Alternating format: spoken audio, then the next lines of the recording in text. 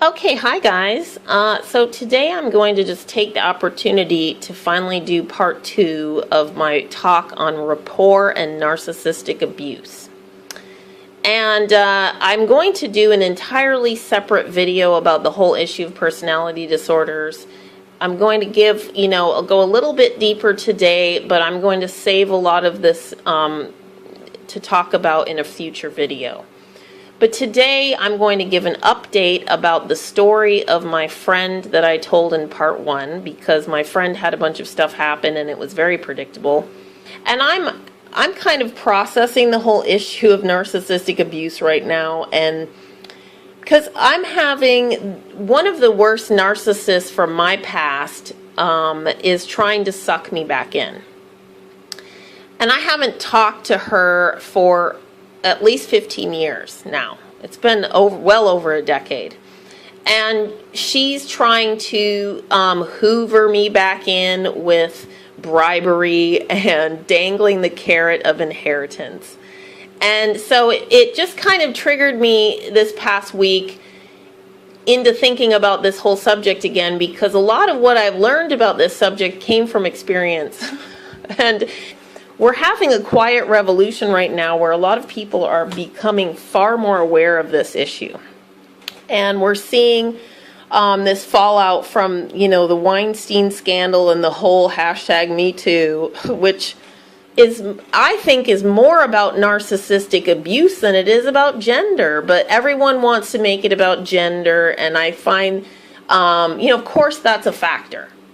But when you stand back and look at it, it's really, the story of Harvey Weinstein is the story of a narcissistic abuser.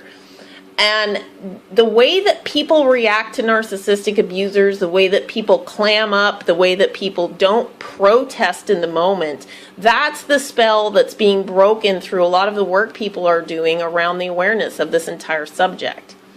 You can go back into the mythology of Narcissus and understand the roots of how this type of personality has a mirroring problem. These people are more concerned with self-image than they are of actual self. And what defines a narcissist, what separates a narcissist from a person who's just being, egotistical and who's got a high self-esteem and is really high on themselves. A lot of times people project narcissism onto people who technically aren't narcissists.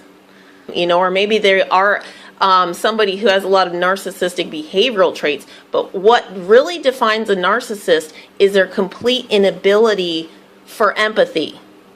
And what happens is that when we first get into a rapport with a narcissist, and remember, rapport has to do with a close relationship in which people are connected and people feel like their ideas and their feelings are in sync. You're part of a group, you're part of a family, you're part of a friendship, you're part of a love relationship, whatever it is.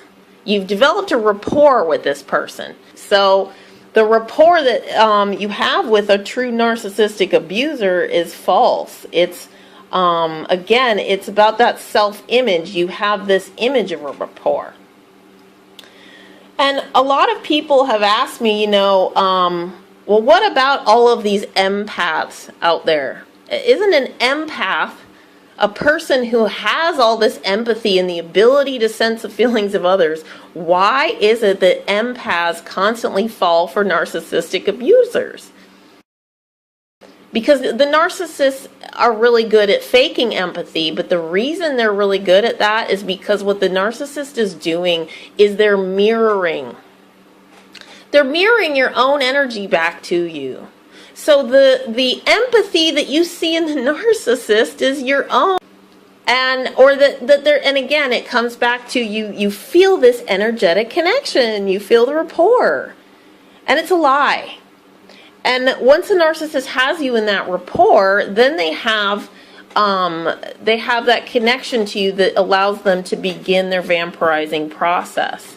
Now, once you have a rapport with someone, as I've discussed in prior videos, you have a more powerful energetic connection that gives that person's a greater influence in your psyche and your subconscious. that person's suggestions are going to have more weight than someone who you do not have a rapport with. You are also more likely to have a connection with that person in the non-local mind, or a quote-unquote psychic connection. So the power of the suggestions and the will of a person that you're in a close rapport with are going to weigh more heavily on your psyche, and this is why rapport is so powerful, especially when you're talking about family members. And breaking a rapport like that can take years because there's an energetic unraveling, and first and foremost, you still have to get that person physically and psychically out of your life into the no contact zone. And sometimes because a person's self-esteem is damaged, their intuition is off, they can have a really long journey of being actually free in their daily life from the narcissistic abuse. And also, codependents are notoriously addicted to rapport. A person with low self-esteem or who's very codependent is constantly seeking out the safety and that comfort of any kind of rapport, really. And they're much more likely to stay in these kind of relationships because they're afraid to stand alone. So what happened with my friend's story is a classic example. And I generally try not to diagnose people, even if I label somebody a narcissist, because I see all of the patterns. It's not a diagnosis, and we all have to remember that. I have no trouble with saying, God, that person's narcissistic. That person's being a narcissistic abuser. But that person might be a borderline or a sociopath, so you have to be very careful about being too attached to the labels or being too much about diagnosing. What this is really about in identifying these behavioral patterns, which are, once you get an education, they're painfully obvious. Even the most crafty-ass, covert narcissists, you'll be able to figure it out after a few times of getting to know, of hanging out with them. You'll be able to tell once you're educated and experienced. Part of the reason for learning about this and learning about these behavioral patterns is they are the red flags that out toxic people.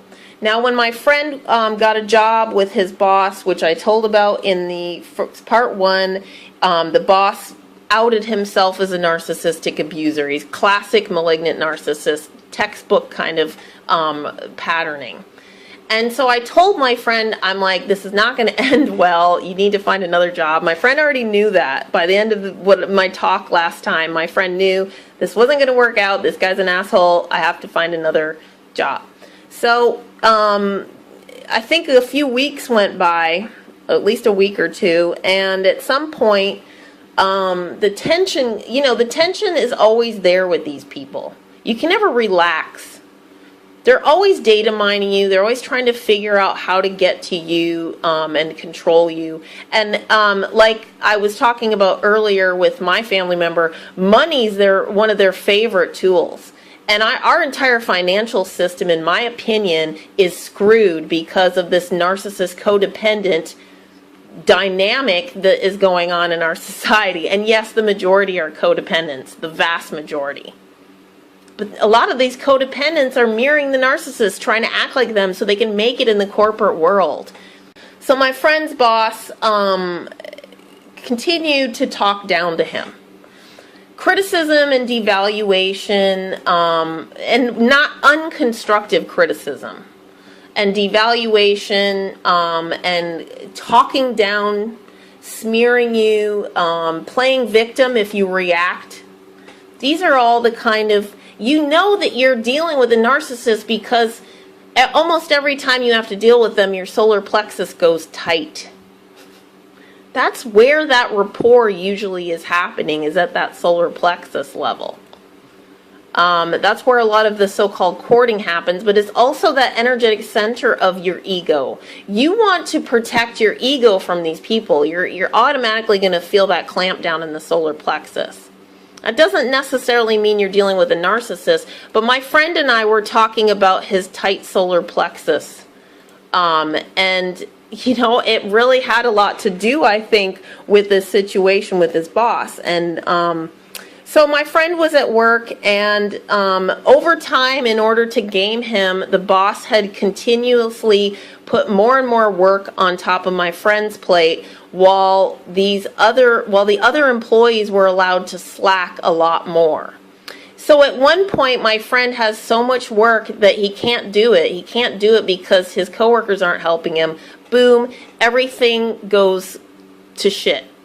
Okay? So long story short, my friend tells his boss, you can't expect me to do this. I'm doing this on my own. These people need to be helping me.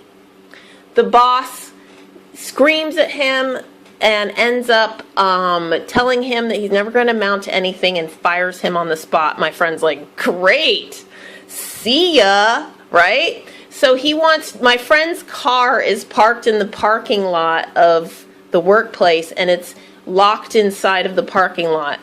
There's like a locked fence parking lot. My friend had the key. He told his boss he was going to go get his car. His boss actually threatened him. Long story short, his boss threatened to shoot him. Okay? Right? And I believe he made this threat in front of other people. So my friend gets out of there, because this guy is losing it. He threw something at him. He threatened him with physical harm and violence. Classic narcissist tactics. Only with the narcissist, usually the threats are hollow, and such as it was in this case. I mean, this guy was obviously hurling a bunch of hollow threats, but my friend wasn't going to take any chances. He did call the police, and the police told him that his boss is an idiot and asked him if he would like a police escort. So long story short, my friend got his stuff back, and the boss... What happened, though, that I really wanted to make as a point is the fact that my friend called me after this happened, and I told him, do not answer the phone when your boss calls. Force him to leave a message or to text you. When you're dealing with a narcissistic abuser, especially when they start to make their usual threats, you document. And you can't document it if they're saying it to your face and there's no tape recorder happening or no video camera. Get out of the physical presence of these people, unless, of course, you've got a hidden camera rolling with audio. Force them to put it in writing or leave a message, because I guarantee at least half the time I found with these dumbass narcissists, once they know they're losing control of you, they start to unravel. And that's when you can, if you play your cards right, they will make an illegal threat. They'll make a series of threats that you'll document, and then boom. Stop thinking like a victim. Stop crying and whining about it. Take the initiative, because otherwise these people are going to railroad you. And when they smear you, there's a lot of videos about this stuff on YouTube, so I'm not getting too much into it, but when they smear you, in most cases, now I'm not talking about if they destroy your career or, drive you out of a good job. I know that there's really difficult situations, but the vast majority of these situations are social and family. And when the narcissist starts to smear you and slander you and lie about you to these other people, they're kind of doing you a favor. Okay? In my experience, the people that don't ask me my side of the story and take the narcissist's word for it and then turn around and start, sneering at me because of a lie that was told about me, those are people that were already crap. They were already people I don't need in my life. The narcissist oftentimes will serve to out people. They will show you who the abusers by proxy in your life are. They'll show you who that jealous, envious friend who's always had a passive-aggressive thing for you, they will glom onto that narcissist. It's like, in a weird way, it's kind of like they're doing you a favor and flushing all of this crap out for you. But most of the time, it's about getting these people out of your life safely, documenting and protecting yourself, and then really it's about dealing with your own emotional baggage and damage. And once you get far enough in recovering from the codependent mind control, and from the low self-esteem. All of these are the things that you have to take personal responsibility to work on. A lot of people have a hard time caring for the self and standing up for themselves and speaking up in the moment. These are the things that victims of narcissistic abuse should be focused on. But instead, a lot of them focus on spending like hours and hours and hours bitching about the narcissist and pointing the finger at the narcissist. And it's like, yeah, the narcissist is a shit. But what about all these people around the narcissist? And what about you when you were under that narcissist spell? Because I feel like the narcissists, even when they're finally dealt with, they're still sucking up too much of the energy and attention. We're in a culture where it's like more important to not rock the boat in these social situations than it is to out an abuser and to say no to this kind of behavior. Anyway, you see where I'm going with this. The best channels are the ones that are talking about recovering from being a codependent sap already. And in my next video about personality disorders, I will give you guys a list of some channels that I think are the best. Now, anyway, have a great day, guys. I'll be back soon.